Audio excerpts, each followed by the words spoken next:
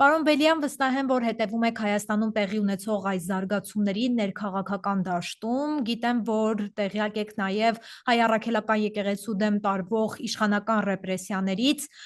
Ուզում ենք իմանալ ընդհանուր առմամբ կանադահայ համայնքը ինչպես է տրամադրված, ինչ կարծիք ունի Հայաստանում տեղի ունեցող այս վերջին զարգացումների մասով։ Այո, բնականաբար ինչպես նշեցիք, համայնքը իր առօրյա գործունեութենն անգախ բնականաբար մոդեն երևի հայրենիքի մեջ տեղի ունեցող բոլոր զարգացումներում եւ պետք է ասել, որ մեծ հաշվով այնինչ տեղի ունենա բնականաբար դիտարկվի որպես մաս ավելի մեծ ասենք խնդիրներին, որը զարգացած են այսօր Հայաստանի առջև եւ այսպես ասած isolated ինչ-որ հարց չէ, այնինչ տեղի ունենա նամանավանդ Հայաստանի ցեղակերական երացվող նկատմամբ եւ հստակ է, որ կանխամտածված ինչ-որ հաշվարկված քաղաքական գայլեր են, որ գանվին Հայաստանի ներկայ իշխանությունների կողմէ, առավել եւս կոնսոլիդացնելու ուժը երկրի մեջ մանավանդ հարաճիգային դերի ունենալիք ընդությունների ֆոնին։ Հստակ է, որ նկատի ունենալով, որ եկեղեցին այն միակ հաստատություններն է երկրի մեջ, որ կշարունակի պաշտպանել ազգային արժեքները, ազգային ինքնության մեր ավանդական հասկացողությունը եւ ընկալումը, եւ որովհետեւ ունի ժողովրդականության բարձր գնահատական հստակ է, որ իշխանությունները պիտի նաև թիրախավորեն հայ եկեղեցին եւ իբրև այդպեսին է, որ գնկալվի սփյուռքի մեջ առնվազն կանադայի մեջ կնամսել եւ այս բոլորին իդես բնականաբար դատապարտելի են իշխանությունները առասկայլերը բայց եւ այնպես անոնք ժամանակավոր են մեր գազիկով եւ բազաբես էժան փորձեր են ժողովրդի ուշադրությունը շեղելու եւ իսկական հարցերից հերու բայելու ժողովուրդը անոնց մոլորեցնելով նման խնդիրներով եւ հարցերով Ասացիք, որ ընտրություններին առաջընթաց, կամ նախընթաց ավելի ճիշտ, իշխանությունները ռեպրեսիաներ են ցուցադրում եկեղեցու հանդեպ։ Այ նախկինում փորձ ունենալով, պատերազմից հետո ընտրություններ տեղի ունեցան ու իշխանությունը, ներկայիս իշխանությունը նորից վերընտրվեց։ Չկա արդյոք մտավախություն, որ օրինակ Արցախ-Ադրբեջանին հանձնած եռաբլուրը մի քանի անգամ մեծացրած իշխանությունը, այսօր եկեղեցու դեմ արշավ տանող իշխանությունը կարող է 26 թվականին էլ ընտրվել, վերընտրվել ու արդեն եկեղեցու դեմ սահմանադրական բարեփոխումներով սկսի իր ռեպրեսիաները առաջ տանել։ Բնականաբար այդ մտավախությունը կա եւ կարծեմ միամտություն կլա գազելը թե այս իշխանությունները հնարավորություն չունին անգամ եւս վերադատվելու նկատի ունենալով թե վարչական լծակները, որոնք իրենք կարող են օգտագործել եւ վստահաբար պիտի օգտագործեն իրենց վերադատվելու, նկատի ունենալով արտաքին աշխարհից եկած աստակները եւ գարկը հստակ այսպես ասած ուժային գետրոններու աջակցությունը, որը այսօր իրենք կվայել են, այս բոլորը նկատի ունենալով կգործենք, որ իրենց վերադատությունը հավանական է, բայց եւ այնպես մեր դիրակմամբ նաեւ գա հնարավորություն, որ եթե ինտիմատիվ ուժերը կարողանան համախմբվել եւ միասնական օրակարգի շուրջ կարողանան ընդրական, նախընտրական եւ հետընտրական ընթացքին միասնական օրակարգի շուրջ աշխատել, կարելի է հերացնել այս իշխանությունները եւ իբրև այդպեսին նաեւ ուղղել մեր մեջ որպես ժողովուրդ, որպես ազգ եւ առնվազն ինչ որ չափով քաղաքական իմաստով բերում մտցնել ներգաղացության մեջ։ Եկեղեցին է այն կառույցը, հայապահպան այն կառույցը, որը այսքան երկար տարիներ կարողացել է Սփյուռքը հավաքել իր շուրջը, հա, թեկուզ եւ շատ համայնքներ, շատ մարդիկ իրար հետ վեճեր են ունեցել, բայց եկեղեցու միջոցով կարողացել են հարթել այդ վեճերը։ Հիմա ստացվում է այնպես, որ Ալիևի մի պահանջներից մեկն էլ կամ Էրդողանի պահանջներից մեկը դա վերաբերվում է հստակ Սփյուռքին, Սփյուռքի լինելիությանը։ Արդյոք չկա այստեղ ինչ որ կապ տեսնում եք, որ իրենց պահանջներից դրդվածել եկեղեցու դեմ արշավ է տարվում, որպիսի հաջորդ քայլով հարվածի տակ դրվի Սփյուռքը հենց։ Բնականաբար եւ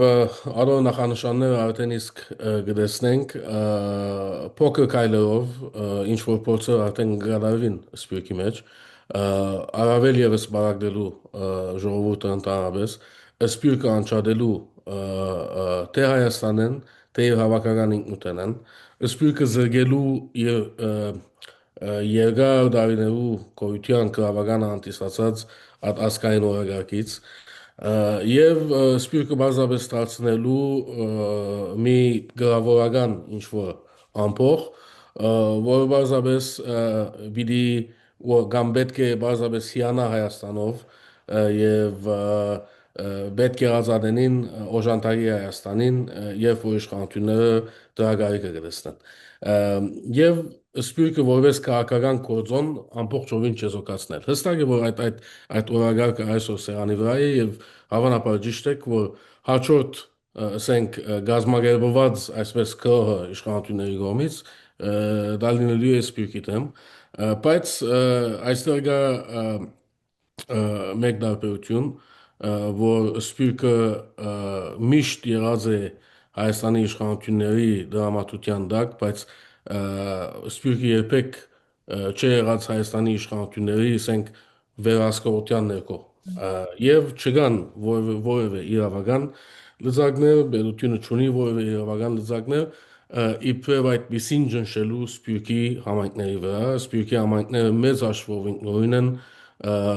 ինքնակառավարվող են եւ ընդհանրապես Սփյուռքայությունը օրինականության աղբյուրը հաջող կտեսնե եկեղեցվո մեջ, հայրաքելական եկեղեցվո մեջ իր թեմերով նվիրաբերականատորներով, թեմերով եւ այլն եւ անշուշտ ավանդական գուսակցությունների, ավանդական գազագերբությունների միջոցով այդ փորձը ինչպես որսի արդեն որոշ չափով կգրավի իշխանությունների կողմից շատ հաջող մատնվել է բարդության եւ դրա օրինակները շատ են բայց չի բացառվի որ նաեւ գարկմը շրջանակներում մոտ կամ գարկմը համայնքներում մոտ կնան իրենք ավելի աշխուժ ծավով ներտապանցել, բայց ես կգործեմ հավաքական սպյուրքը իր ունեցած ներուժով, իր ունեցած քաղաքական փորձառությամբ շատ ավելի խոհեմ կայլերով թույլ պիտի չտա այդ մեկին։ Խաղաղության, հա, Թուրքիայի հետ խաղաղության գնացող Փաշինյանը նաև կարող ենք ասել, որ վախենում է որոշակի չափով հայ դատից, որովհետև Թուրքիայի համար մեկ պահանջը Սփյուռքի չլինելն է, որովհետև Սփյուռքը այս պահին պահանջատեր է, չէ։ Իրենք պահանջներ ունեն Թուրքիայից, որից մեկը հենց հայոց ցեղասպանության ճանաչումն է, ու մենք ակնհայտ տեսնում ենք, որ այսօր Հայաստանի Հանրապետության արտաքին գործերի նախարարության թիվ 1 առաջնահերթությունը չէ հայոց ցեղասպանության միջազգային ճանաչումը։ Այո, եւ դեսեք, այսինքն միշտ թյուրիմացություն կա, որ հաջող մարդիկ կսեն սպիրկահայերը թեմ են Թուրքիո հետ գարկավորման, ինչ ադելություն ինչ որ սահմանված է մանավանդ սպիրկահայերի մոտ եւ այլն,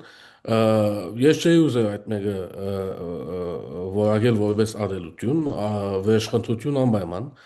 վերաշխնդրության զգացմունք անպայման, բանջարություն անգասկած եւ հիշադակում անգասկած եւ այդ բոլորը բնական է որ պիտի շարունակվին հակառակ այն բոլոր բնդումներին որ այսօրվա իշխանությունները անում են այդ բոլորը պիտի շարունակվի սպյուրքի մեջ սպյուրքը գիտակից է Հայաստանի աշխարհակաղակական դրվածքին երբեք միամիտ ծավով չէ որ սպյուրքը մոտեցած է այդ խնդիրներին հաջող մենք ասել ենք եւ շարունակում ենք ասել, որ թեմ չենք Թուրքիո հետ հարաբերությունների կարգավորման, այնքան adın, որ այդ կարգավորումը հիմնված է փոխադարձ ասենք հասկացողության վրա, թե այնինչ պատահեցավ 1915-ին, հիմնված է հստակ ճանաչման վրա եւ այդ մեկնագետեն է, որ բանակցությունները դեր կունենան ղեկավարման վերաբերյալ։ Այս մեկը գնա որոշ շրջանակներում գոմե որպես արգազախնդություն, այսպես ասած, որակվիլ, բայց մենք երբեք այդ ծովով չէ որ գնայինք, ընդհանրապես բազապես մեր հավաքական արժանապատվությունը, որ մենք միշտ կոչված ենք, որ պաշտպանենք, եւ այդ ուղղությամբ ես հավատամ, որ Սփյուռքի բոլոր համայնքները, բոլոր շրջանակները անդերիդադի պիտի լան իրենց կեցվածքի մեջ։ Պարոն Բելյան, խոսենք նաև Հայաստանի արտաքին քաղաքականությունից։ Մենք բոլորս ակնհայտ տեսանք մի փաստ, որ մի իրադարձություն, որ Հայաստանի Հանրապետությունը պատրաստվում է ապաշրջափակման, բոլորս էլ հասկանում ենք, որ դա լավ է, բայց լավ է այն դեպքում, երբ որ հարգվում են քո սկզբունքները, ճանաչվում է քո տարածքային ամբողջականությունը եւ այսպես շարունակ։ Եվ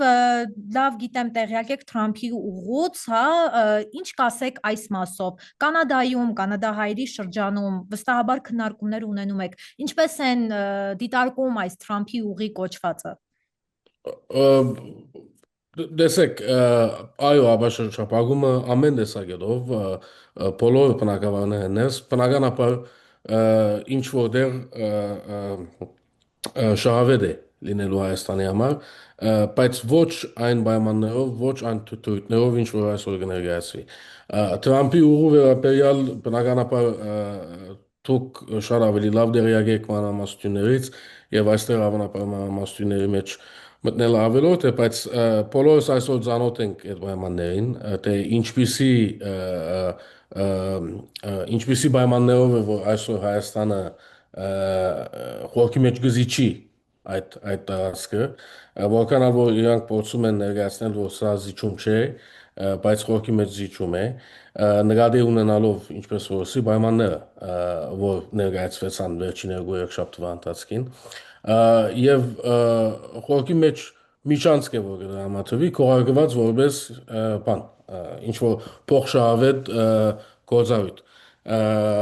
բայց տեսեք, եթե ինչ որ դեր այս իշխանությունները պաշտպանած լայն մեր իրավունքները որպես ժողովուրդ, առօր դիմաց ինչ որ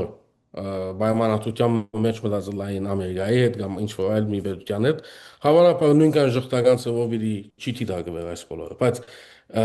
այսօր ոչինչ կստանա Հայաստանը, ամբողջովին լուսանցքի վրա մնացած, սեղանի շուրջ չեն ստաց Հայաստանը, այսօր Հայաստանը սեղանի վրա է, եւ դարբեր երկրներ կփորձեն իրենց ինչ-որ պայ բաժինը վերցնել Հայաստանից, եւ ինչքան էլ որ իշխանությունները փորձեն այս բոլորը ներկայացնել որպես դիվանագիտական հարաճխաղաց կամ հարաճընթաց եւ այլն, պայմանները հստակ են։ Եվ վերջավորության նաեւ հստակ է, որ այս մեծ դերությունները ամերիկյանը լալով հավանաբար առաջադար այս բարակային հետաքրքրված չեն անպայմանորեն Հայաստանում, անոնք հետաքրքրված են չեն հետաքրքրված Հայաստանի ապաշրջապակմամբ, անոնք ավելի հետաքրքրված են Բարձկաստանի շրջապակմամբ։ Եվ այդ կոնտեքստի մեջ Հայաստանը այսօր անգլերեն ասում են useful idiot, այսինքն ինչ որ օգտակար իդիոտն է Հայաստանը, որը օգտագործում են։